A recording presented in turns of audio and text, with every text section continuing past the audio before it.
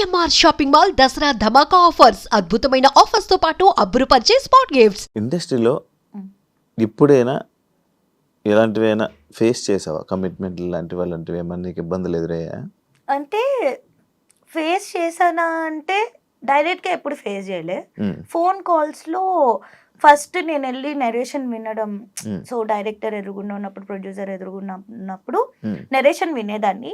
ఇంటికి వచ్చాక కాల్స్ వచ్చాయి అనమాట. అగ్రిమెంట్ కి ముందు కరెక్ట్గా రేపు అగ్రిమెంట్ అన్నప్పుడు ఈ రోజు నైట్ నాకు కాల్ వచ్చేది. సో ఇట్లా నువ్వంటే క్రష్ అంట, ఇంట్రెస్ట్ ఉందంట, లైక్ ప్రొడ్యూసర్ కానీ డైరెక్టర్ కానీ అలా కొన్ని కాల్స్ వచ్చాయి. ఐ వాజ్ లైక్ ఫస్ట్ లో అయితే డైరెక్ట్ గా ఒకసారి అడిగే ఎవరో డైరెక్ట్ ఇలా కూర్చుని మాట్లాడను. కమిట్మెంట్ అనగానే ఐ వాజ్ లైక్ నేను చాలా కమిట్మెంటల్ ఉంటాను, చాలా హార్డ్ వర్క్ చేస్తాను దానికోసం ఇట్లా చెప్పేసాను. నాకు తెలియదు కమిట్మెంట్ అంటే అది అవి మనకు తెలియదు. మనం ఏంటి, మనం కాలేజీలో చదువుకుని వచ్చాం కదా. కమిట్మెంట్ ఇవన్నీ అంటే మనం చాలా కమిట్మెంట్ గా ఉంటాం. హార్డ్ వర్క్ చేస్తారా అని అడుగుతున్నారేమో. ఉంటాము అంటే ఇలా ఉంటది అలా ఉంటది అని తర్వాత చెప్తే ఏం కమిట్మెంట్ గురించి మాట్లాడుతున్నారు అని చెప్పి అడిగాను. లేదు దీన్ని కమిట్మెంట్ అంటారు అంటే అక్కడే ఒక డైరెక్టర్ కొట్టి మరి నేను బయటకు వచ్చాను. ఆ డైరెక్టర్ పేరు అడగద్దు, నేను చెప్పను. పెద్ద కాదు. ఇప్పుడు నువ్వు సినిమాలకి ఛాన్సులు రావాలంటే ఎవరైనా డైరెక్టర్ ఆఫర్లు అడుగుతావా? అడగను. అడగకపోతే ఆఫర్స్ రావు కదా ఇండస్ట్రీ. ఎలా చెప్తావు నువ్వు? నార్మల్ సినిమాలన్నీ మనకు ఎలా కాల్స్ వచ్చాయి, నేను అడగలేదు. ఆఫర్స్ వస్తాయి అంటే ర్యాండమ్ గా చూస్తారు కదా. ఇప్పుడు అలా అయితే నేను ఇంకా రిలీజ్ కాని మూవీస్ చూసి కూడా, అంటే డబ్బింగ్ థియేటర్స్ కి కొంతమంది డైరెక్టర్స్ వస్తారు, లేకపోతే ఏదన్నా ఫ్రెండ్స్ ఆఫ్ ఫ్రెండ్స్ ఉంటారు, వాళ్ళు చూపించుకుంటారు కదా క్లిప్స్. అరే ఈ అమ్మాయి బాగుంది అని నాకు ఆఫర్స్ వచ్చినాయి కూడా ఉన్నాయి. కాకపోతే ఎన్ని కంటిన్యూగా నేను టీవీ షోస్ చేస్తుండే, సీరియల్స్ చేస్తుండే, మూవీస్ చేస్తుండే, వెబ్ సిరీస్ చేస్తుండే, బట్ కరెక్ట్ బ్రేక్ అయితే రాలేదు. ఎందుకు తెలియదు. నువ్వు స్టోరీ వినవా? నార్మల్ గా వింటాను. మరి ఇప్పుడు స్టోరీ చెప్తాను, నీకు నచ్చుతుంది, నువ్వు ఓకే చెప్తావు. స్టోరీ చెప్పడం బాగా చెప్తారు, బట్ తీసాక ఎలా ఉంటది, అక్కడ 24 క్రాఫ్ట్స్ ఉంటాయి. డిఓపి సరిగ్గా తీయకపోయి ఉండొచ్చు, లేకపోతే డైరెక్టర్ సరిగ్గా కన్వే చేయకపోయి ఉండొచ్చు, లేకపోతే నన్ను సరిగ్గా చూపించకపోయి ఉండొచ్చు. సో అట్లా ఉంటది. మంచిగా యూజ్ చేసుకోలేదు ఏ డైరెక్టర్ అంటే సినిమా పరంగా. అదే అంటే మళ్ళీ నువ్వు ప్రోమోలో వేసుకుంటావు. కేబీకేజీ కిరాక్ బాయ్స్ కి అడిగల్స్ ఎందుకు ఎలిమినేట్ అయిపోయావు? రీజన్ ఏంటి తెలియదు నాకు. అడిగావా? నేను అసలు తర్వాత కాంటాక్ట్ కూడా చేయలేదు. అంటే నాకు బాధేసింది. అగ్రిమెంట్ లో అదేం మెన్షన్ చేయలేదు, ఎలిమినేషన్స్ ఉంటాయి ఇవేం మెన్షన్ చేయలేదు. అండ్ ఫస్ట్ టైం ఎలిమినేషన్ ఉన్నప్పుడే షాక్ అయ్యా, అప్పుడు ఇద్దరిని చేసే. సెకండ్ టైం ఒకళ్ళనే చేశారు, ప్రేరణను తీసుకొచ్చి రీప్లేస్ చేశారు. అర్థం కాలేదు నాకు. ఏవో ఉంటాయా షోస్ లో, ఉంటాయా రాజకీయాలు? తెలీదా? నువ్వు చేయలేదా? నేను యాంకర్ ఇప్పుడు చెప్పు. యాంకర్ ఇప్పుడు నార్మల్ గా నువ్వు కూడా సేమ్ ఛానల్స్ లో చేసావు కానీ నీకు తెలియదా ఏముంటాయి? నార్మల్ గా సేమ్ తెలీదు అంటే ఉంటాయా అంటే మనకు తెలీదు. జబర్దస్త్ గానీ అండ్ శ్రీదేవి డ్రామా కంపెనీలో కొన్ని రాజకీయాల వల్ల కొంతమంది వల్ల నువ్వు మళ్ళీ నీకు కొన్ని ఆఫర్లు దూరం అయ్యాయని అంటే యాక్సెప్ట్ చేస్తావా? తెలీదు, నిజంగా తెలీదు. అంటే చేస్తావా అంటే ఎవరైనా ఏమైనా చెప్తే నేను విన్నది అడుగుతున్నా. తెలీదు. నమ్ముతావా అంటే ఒకళ్ళు చెప్పడం వల్ల, లేకపోతే ఒకళ్ళ వల్ల తీసేశారు అంటే ఆబ్వియస్ నేను అన్ని ఇయర్స్ చేశాను కదా, వాళ్ళతోనే ఉండే. నాకు చాలా సార్లు మూవీ ఆఫర్స్ వచ్చింది. అంటే మూవీ షూట్ ఉన్న రోజు కూడా నాకు జబర్దస్త్ గాని శ్రీదేవి గాని పిలుచుంటే నేను వాళ్ళకి మేనేజ్ చేసుకుని ఇటు వెళ్ళేదాన్ని, అంత ఇంపార్టెన్స్ ఇచ్చేదాన్ని. సో అంత ఇంపార్టెన్స్ ఇచ్చే అమ్మాయిని తీసేస్తారా అంటే అది వాళ్ళే. నేనైతే లైక్ నో అనే అంట, దానికోసం తీసేస్తారా అని. ఓకే, నెక్స్ట్ ఫ్యూచర్ ప్రాజెక్ట్స్ ఏమున్నాయి? ఎన్ని ఉన్నాయి ఇంకా? ఇప్పుడు ప్రెసెంట్ అయితే కామాఖ్య అనే ఒక మూవీ చేస్తున్నాను, మంచి రోల్. అండ్ ప్రైమ్ కి ఒక మూవీ రిలీజ్ అవుతుంది శోభితా గారితో. ఎంతవరకు ఉంటది అనేది తెలియదు. మొన్న దేవిక అండ్ డానీ చేశాను కానీ చాలా కట్ అయిపోయినాయి నా సీన్స్. సో అదే చెప్పలేము ఎప్పుడు ఏది జరిగింది. సో ప్రెసెంట్ అయితే ఈ మూవీ అండ్ వెబ్ సిరీస్ చేస్తున్నాను. And I'm planning something for my YouTube channel. Please do subscribe to sorry, please do subscribe to మీ ఐషు ముచ్చట్లు. ఇది ఖచ్చితంగా ఉంచాలి, ఓకేనా? ఉంచుతా, అది ముందు ఉంచుతాను, ఇంత చెప్పలేకపోయి కదా, ఉంచుతా. ప్లీజ్ ఎందుకు రోడ్ అవుతుంది తెలియదు. కాదు, బిగ్ బాస్ ఆఫర్ వచ్చింది, లైక్ ఆఫర్ అంటే లైక్ కాల్స్ వచ్చాయి, ఇంటర్వ్యూస్ అయిపోయాయి. ఇంటర్వ్యూస్ అయ్యాయి. ఎందుకు, ఏమైంది? వెళ్ళా ఇంటర్వ్యూకి వెళ్ళా, ఇంట్లోకి పిలవలా, పేరు కూడా వచ్చింది కదా బాగా, వచ్చింది. ఇంటర్వ్యూస్ అయ్యాయి బట్ ఇంట్లోకి పిలవలేదు. I don't know. ఈ సీజన్ అయింది, ఈ season last season last season ఈ సీజన్ ఇంటర్వ్యూ అవ్వాలి. ఇంటర్వ్యూ అవ్వాలి. ఇంట్రెస్టా వెళ్ళడం? మమ్మీ తమ్ముడికి చాలా ఇంట్రెస్ట్. అంటే వాళ్ళ కోసం నేను వెళ్ళాలనుకుండే. ఏ వాళ్ళ కోసం, నీ కోసం? ఎందుకంటే వాళ్ళు చాలా, అంటే ఎన్ని షోస్ వచ్చినా ఏమొచ్చినా బిగ్ బాస్ వచ్చింది అంటే 24/7 లైవ్ వేస్తారు కదా, అది కూడా కూర్చొని చూస్తారు అనమాట. అంత ఇష్టం వాళ్ళకి.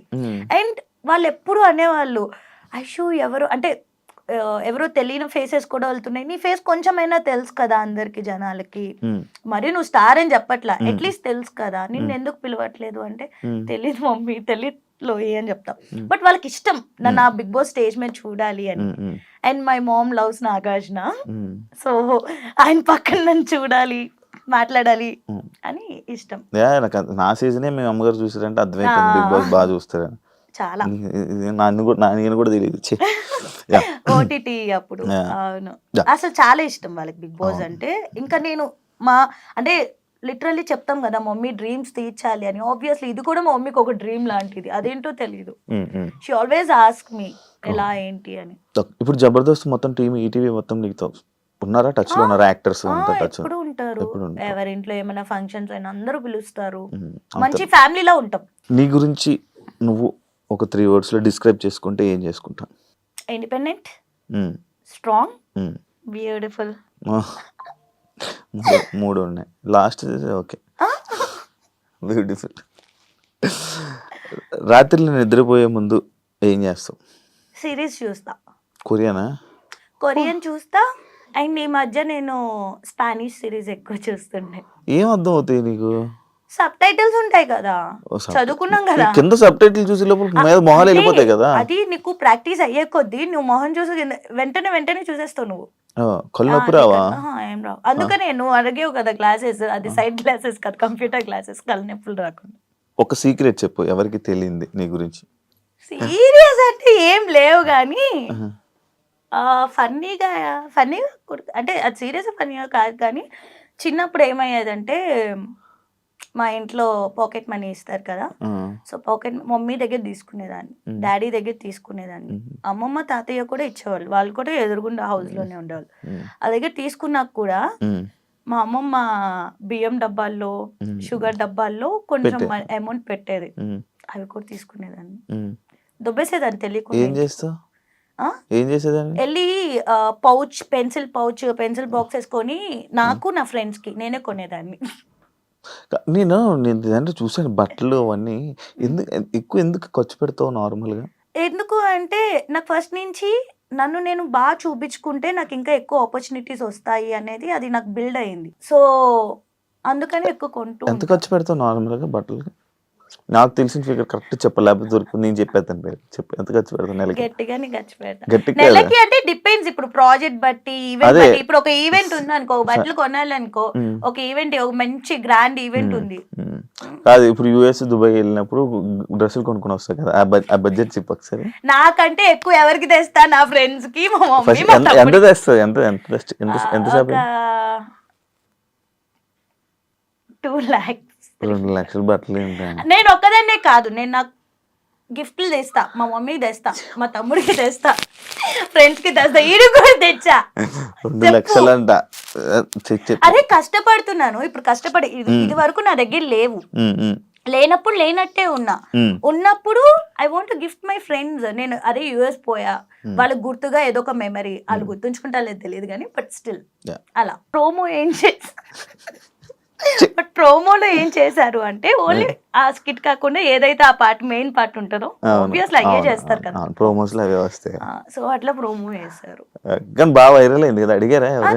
చాలా మంది అనుకున్నారు మీరు రిలేషన్ నిజంగా రిలేషన్ అని అనుకున్నారు, పెళ్లి అయిపోయింది అనుకో చాలా మంది అనుకున్నారు, బట్ అవ్వలేదు. ఇప్పుడు రిలేషన్ లో లేవా? ఏంటి ఎప్పుడు రిలేషన్ ఎవరితో సాయితున్నా? సాయితో కదా నువ్వు ఎప్పుడు రిలేషన్ లో లేవా అంటున్నాను. ఎప్పుడు లేనా అంటే ఏది ఉన్నాను. రిలేషన్ ఉందా? ఉన్నాను. ఎందుకు బ్రేకప్ మరి? ఆ, అటు సైడ్ నుంచే వద్దనుకుంటే. మరి నీకు నార్మల్గా లవ్ అంటే నీకు ఒక ఐడియా ఇది ఉంటది కదా, ఇలా ఏం లవ్ చేయాలి ఏం లవ్ చేయకూడదని, అవేమి నీకు తెలీదా?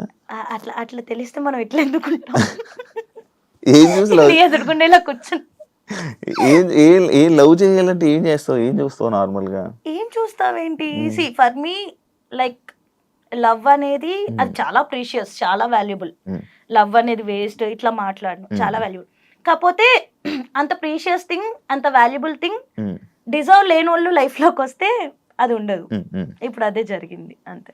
డిజర్వ్ లేని వాళ్ళు వచ్చారనమాట. ఆబ్వియస్లీ అంటే డిజర్వ్ అయి ఉంటే ఉండేవాళ్ళు కదా.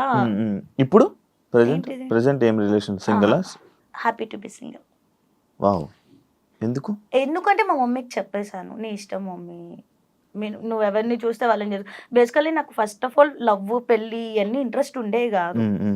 సో ఏదో వచ్చింది అలా, దాన్ని లవ్ అంటారు, లవ్ అంటే ఇలా ఉంటది అని ఏదో అనుకుంటాం మనం ఆ ఏజ్ లో. కానీ మీ ఆంటీకి ఫోటో పంపిస్తున్నా, ఆంటీకి ఒకటి. ఏంటిది? మమ్మీకి లైక్ మా రిలేటివ్స్ లోనే చాలా మంది ఉండే అన్నమాట. సో చాలా మంది అంటే అంతమంది కూడా లేదులే, కొంతమంది. సో వాళ్ళు అడగడము అట్లా ఉండే. కానీ ఏమో మమ్మీ ఇష్టం అని చెప్పాను, బట్ నాట్ నా. ఇప్పుడు కొంచెం ఇల్లు మొత్తం క్లియర్ చేసుకోవాలి మెయిన్. అది మా మమ్మీకి రీజన్ కూడా అదే చెప్తున్నా, మమ్మీ ఫస్ట్ ఇల్లు క్లియర్ అయ్యాలి, తర్వాత పెళ్ళి. ఇప్పుడు ఏమీ అంత తొందర ఏం లేదు అని చెప్పి. ఇప్పుడైతే not at all interested in marriage. అప్పుడే పెళ్లి చేసుకో. పెళ్లి చేసుకున్నప్పుడు చెప్పు.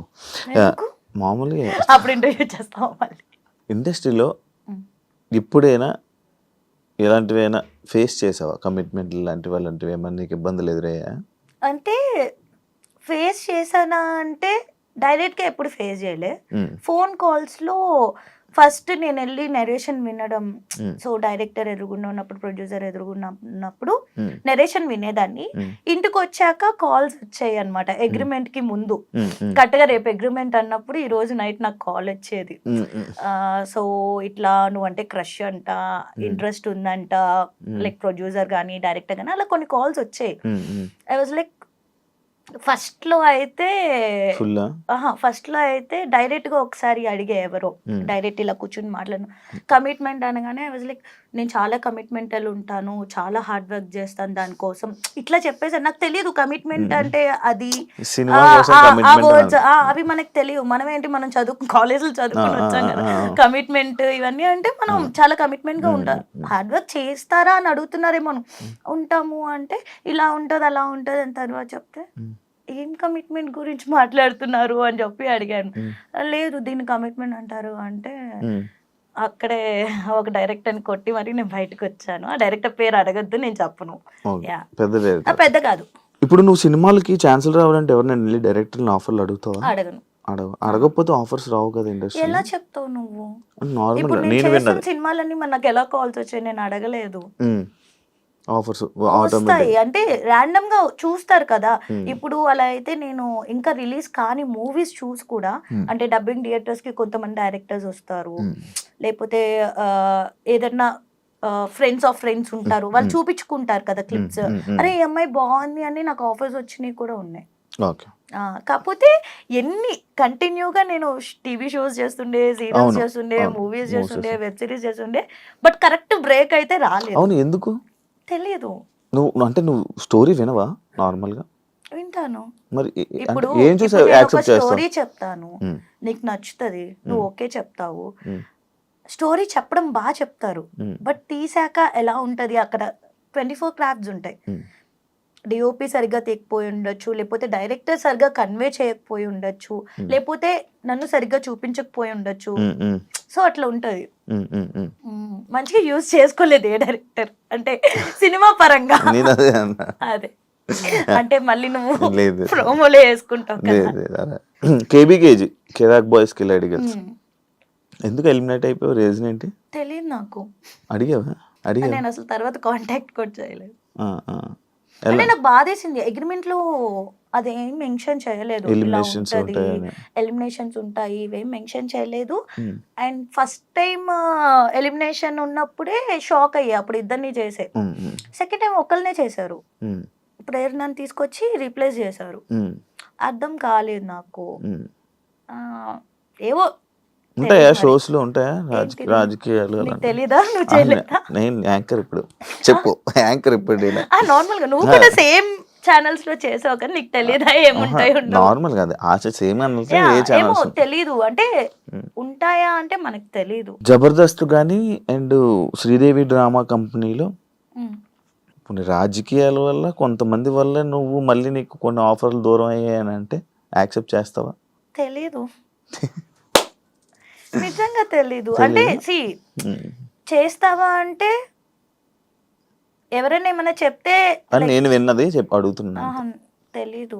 నమ్ముతావా అంటే నమ్ముతా. అంటే ఒకళ్ళు చెప్పడం వల్ల లేకపోతే ఒకళ్ళ వల్ల తీసేశారు అంటే ఉమ్, ఆబ్వియస్ నేను అన్ని ఇయర్స్ చేశాను కదా వాళ్ళతోనే ఉండే. నాకు చాలా సార్లు మూవీ ఆఫర్స్ వచ్చింది, అంటే మూవీ షూట్ ఉన్న రోజు కూడా నాకు జబర్దస్త్ గాని శ్రీదేవి గాని పిలుచుంటే ఉమ్, ఉమ్, నేను వాళ్ళకి మేనేజ్ చేసుకుని ఇటు వెళ్ళేదాన్ని, అంత ఇంపార్టెన్స్ ఇచ్చేదాన్ని. ఉమ్. సో అంత ఇంపార్టెన్స్ ఇచ్చే అమ్మాయిని తీసేస్తారా అంటే అది వాళ్ళే. నేనైతే లైక్ నో అనే అంట, ఉమ్. దానికోసం తీసేస్తారా అని. Okay, Yeah. Next future projects ఏమున్నాయి, ఎన్ని ఉన్నాయి ఇంకా? ఇప్పుడు ప్రెసెంట్ అయితే కామాఖ్య అనే ఒక మూవీ చేస్తున్నాను.